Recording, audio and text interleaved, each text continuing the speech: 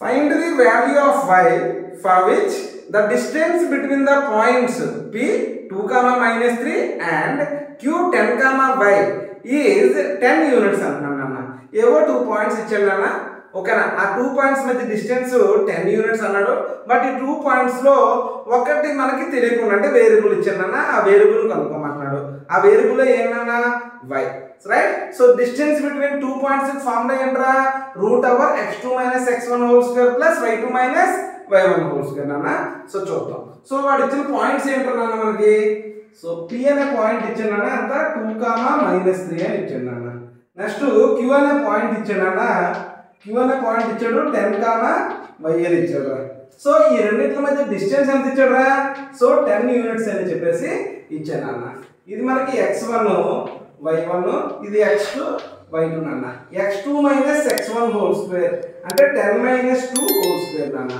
10 - 2 whole square plus y2 - y1 whole square అంటే y -3 అంటే y + 3 whole square root over right equal to ఏంట్రా రెండింటి మధ్య distance ఎంత అన్నాడు 10 అన్నమాట. 10 నన్ను ఇక్కడ మనకి స్క్వేర్ రూట్ పోవాలని ఏం చేస్తానంటే స్క్వేర్స్ ఆన్ బోత్ సైడ్ చేస్తాను. అంటే దీనికి స్క్వేర్ చేశాను, దీనికి కూడా స్క్వేర్ చేశాను, స్క్వేర్ రూట్ క్యాన్సిల్ అయిపోయిందిరా. నాన్న 10 - 2 అంటే ఎంత అన్న 8, 8 స్క్వేర్ అంటే ఎంతరా 64 plus y + 3 whole square equal to 10 square అంటే ఎంత అన్న 100 రా. నాన్న ఈ 64 ని తీసుకెళ్ళిపోతారా మైనస్ అవుతుంది అంటే y + 3 whole square equal to 100 - 64 రా. అంటే ఎంతనా 36 రా. నాన్న ఇక్కడ y + 3 whole square equal to 36 అయితే y + 3 ఈ స్క్వేర్ అనేది రేపైతే ఏమవుతుందా స్క్వేర్ రూట్ అవుతుందా. అంటే y + 3 ఈక్వల్ టు √36 రా.